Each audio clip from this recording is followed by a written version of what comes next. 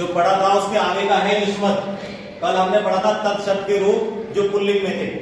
आज हम पढ़ेंगे युष्मत। युष्मत शब्द रूप मध्यम पुरुष तुम आदि। हमारे कक्षा 10 के पाठ्यक्रम में सिर्फ ये दो ही हैं, एक तो आपका तद था और एक युष्मत है। कल हमने पढ़ लिया था और दो वाला कैसा था आपको याद कर लिया होगा उम्मीद है।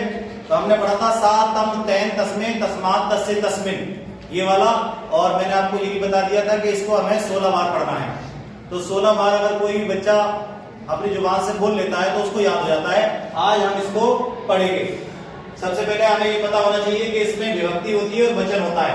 संस्कृत की विभक्ति और वचन है। तो वचन कितने होते हैं? संस्कृत में 3, हिंदी में 2 वचन होते हैं और संस्कृत में 3 होते हैं, एक वचन, द्विवचन और बहुवचन। तो हम पढ़ेंगे त्वम, त्वाम, त्वया, त्वम, त्वाम, त्वया, तुभ्यम, त्वत्, तब, त्वयि। ये युष्मत के एक वचन के रूप में है। त्वम जो है वो प्रथमा विभक्ति एक वचन हुआ, त्वाम द्वितीय विभक्ति एक वचन हुआ। कभी कभी एग्जाम में त्वा भी आ जाता है त्वाम की जगह, तो ये भी हमें ध्यान रखना है।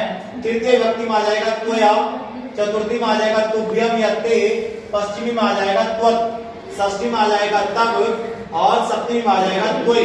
तो हमें पढ़ना है त्वम त्वाम त्वया, त्वम त्वाम त्वया, तुभ्यम त्वत्, तब, त्वयि। त्वम त्वाम त्वया, तुभ्यम त्वत्, तब, त्वयि।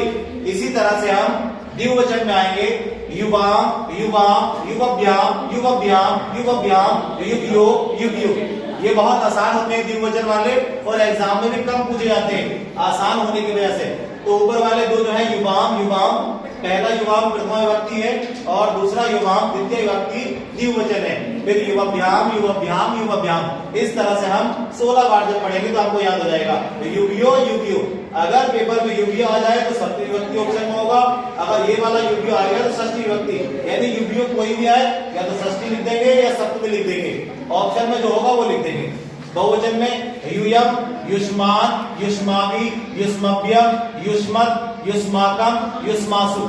इसी तरह से हमें पढ़ना होगा यूयम, युष्मान, युष्माभि, युष्मभ्यम, युष्मत्, युष्माकम, युष्मासु। जैसे कि कल मैंने आपको बताया था कि सु शब्द जहां होगा वो सप्तमी विभक्ति बहुवचन में आएगा और ये हलंत वाला युष्माकम ये षष्ठी विभक्ति बहुवचन में आता है।